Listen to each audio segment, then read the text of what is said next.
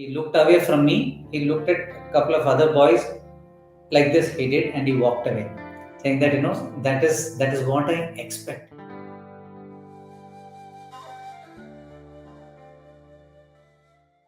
This was a time when I had already joined the super specialty hospital, and after the working hours there, we would come to the Mandir just in time for bhajans.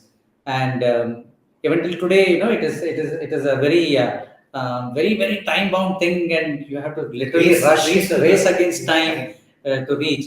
And in those days, much younger days, a group of us would even cycle back. We used to use bicycles to the 6-7 kilometers from the hospital. So in fact, on one of the occasions when I was not in the bhajan hall in front, so Swami asked one of the singers, "Where is Ravi?" And then he said, "Swami is not yet come." And then Swami said, "Ha, cycle, oh, he's coming. He's on the way on his cycle." This is how Swami would so lovingly interact. So one day when I reached the bhajan hall, just before the bhajans were to start, Swami was already standing in front and talking to the bhajan group boys. And so I entered the bhajan hall and I saw Swami standing in the front. So I immediately ducked and I sat behind. And Swami continued speaking. And as usual, Swami's punctuality was, as soon as he saw that the seconds hand had reached 12, he said, "Hey, time and start bhajans." And bhajan started. So I continued sitting there. So the next day, I reached, as usual, the regular time that I would reach, but Swami was not there. So I went and sat where I would sit for bhajans. Swami came in a few minutes later, and then he said, "Ravi, you were not there in bhajan yesterday." I said, "Swami, I was there. I was sitting behind." He said, "You came late." I said, "No, Swami, I came. Swami, you were here, Swami." Then Swami said in Telugu, he said, "Aite emi parvaledu ravatchu kada." He said, "So what? You can come." I said, "No, Swami. Swami is there in front. You can't walk through the bhajan hall and go and sit there. It's not done." I said, "No, Swami."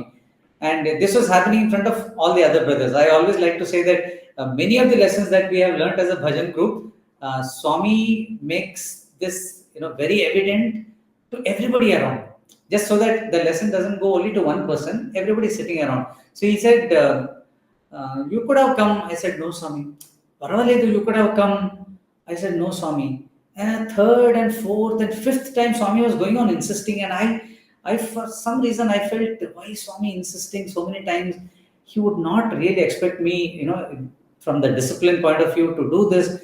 And after 3 times of saying no, I just kept quiet and I kept smiling at Swami. And after 4 or 5 times, he looked away from me. He looked at a couple of other boys. Like this, he did, and he walked away, saying that that is what I expect.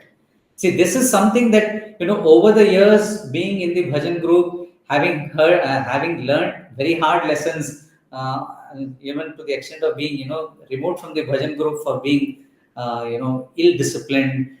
We have learned so many lessons from our elder brothers, but Swami gives us opportunities. This testing that Siddhartha was talking about, Swami never has a nail firmly in the wall at any time. So all of us who are still learning lessons, he makes sure that that nail is tested every now and then, whether it is firmly in place. So Swami says, "Teste nako taste." Swami says. So we should be always ready for that test of Swami, and that happens only with continuous practice. Practice, as Siddhartha was saying, practice of any talent that Swami has given us or Swami's teachings. If we have that constantly in our mind and we practice, then we can bring a smile on Swami's face.